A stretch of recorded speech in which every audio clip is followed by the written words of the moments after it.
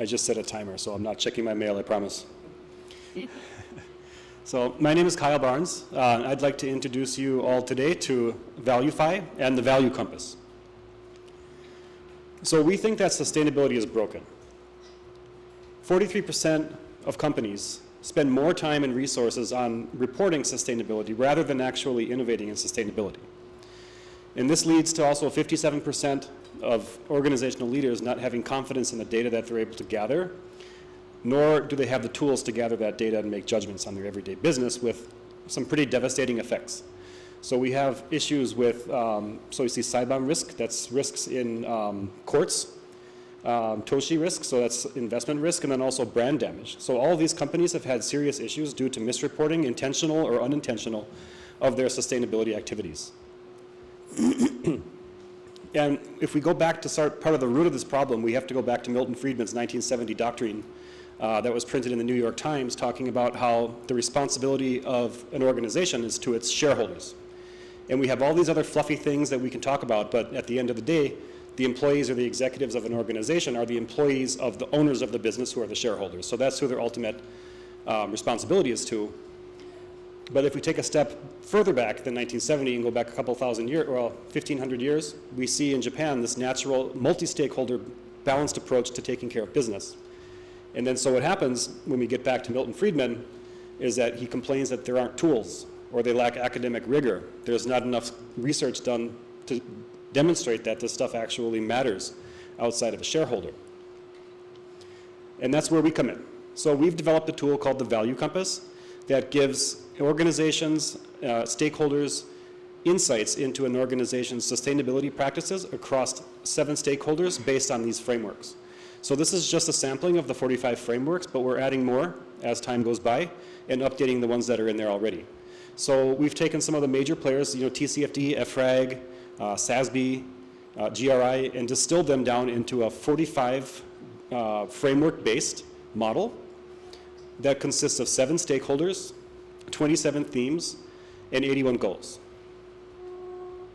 Before I move on, just one more point I'd like to make is that this came from 10 years of research across the park, across the Gosho at Doshisha University, by one of our co-founders, Professor Philip Sugai, who is not here tonight. And so what we've seen is this is a very large insurance company based in Japan that has been trying to figure out how to address or uncover risks in their portfolio. So the company has over 140 companies in its investment portfolio, and it doesn't know how to actually understand what the risks and opportunities are within that group of companies. So we started looking at 5 of their companies in only one of our stakeholders, the employee category. So we looked at these 5 companies to understand how well this organization was having an impact or not having an impact, or creating or not creating value for the employee category in these 5 companies. And what they found is that results were so good that they actually wanted to move on to their whole portfolio of more than 140 companies in the employee category. And what we can do then is we can actually see where the risks are and opportunities are across this breadth of companies. And then we also were asked by them to look at their own company's internal sustainability rating systems, because they found that there's a lot of issues that they didn't see that we were able to find. So they want us to go through and help them with their sustainability efforts as well. And another application that we found, so we're actually working on turning intellectual capital discovered through our ValuuCompass assessments into intangible assets. And what happens when we see that impact on a company is, so we start with an impact assessment using our framework that gets turned into knowledge capital, like human capital, relationship capital. Sorry, I thought I turned that off, but I know I've got a minute anyways now.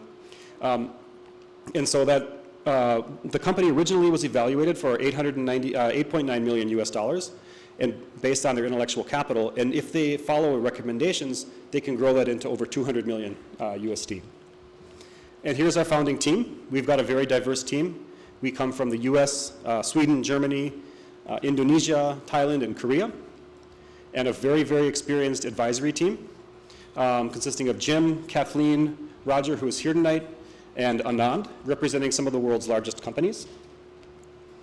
And I have to say this to the Phoenixy people, you've been great. This is a wonderful opportunity. You introduced us to a lot of different people. You've showed your network with us. And you've, Shiroto-san, I can't see him, but is a very, very good cook. And we're fortunate to have his wonderful cooking for breakfast and dinner. And so to close, sustainability is not about ESG reporting. It's about business longevity. And I've got one more final announcement, first time in public. Our first customer is Google. We signed Google in the end of February as our first paying customer. From Kyoto to Japan to the world. ご清聴ありがとうございました。And next, it is my pleasure to present Silas Reyes of WICA.